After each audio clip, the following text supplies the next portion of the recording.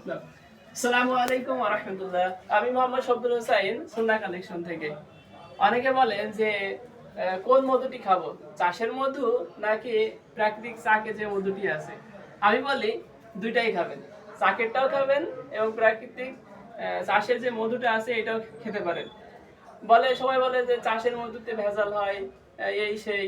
আসলে তার জানা হয়তোবা কম জানে বা এই বিষয়ে তাই অবগত নয়, এই কারণে এই কথাটি বলে। আমার মতে প্রাকৃতিক যে চাক মৌমাছিতে গাছে বাঁধে বা দালানে বাঁধে, এই মধুটি খুবই কম পাওয়া যায়। কিন্তু আমাদের যে চাষের মধু এটা বাংলাদেশে বেশি উৎপাদিত হয়, এজন্য অ্যাভেলেবেল আমরা পাই আলহামদুলিল্লাহ। আর প্রাকৃতিক যে চাকের মধু এটা খুবই কম পাওয়া যায়। এর কারণে যারা মল এই চাকগুলো কাটে তারাই মূলত এগুলো প্রচুর পরিমাণে ভেজাল দিয়ে বিক্রি করে খাঁটি মধু বলে। আসলে ওইটার মধ্যে অনেকটা ভেজাল থাকে।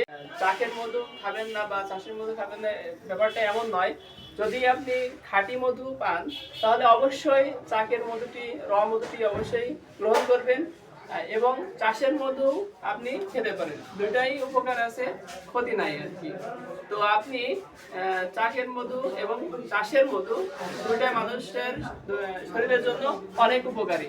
তাই আপনি যেটা আপনার বিশ্বস্ত সোর্স থেকে যেটা ভালো পাবেন এবং বিশ্বস্ত যে আমার কাছ থেকে নিতে হবে এমন বিষয় না, যেখানে আপনি বিশ্বস্ত সোর্স এবং বিশ্বস্ত মানুষ পাবেন তার কাছ থেকেই চাকের মধু অথবা চাষের মধু নেবেন। আসসালামু আলাইকুম ওয়া রাহমাতুল্লাহ।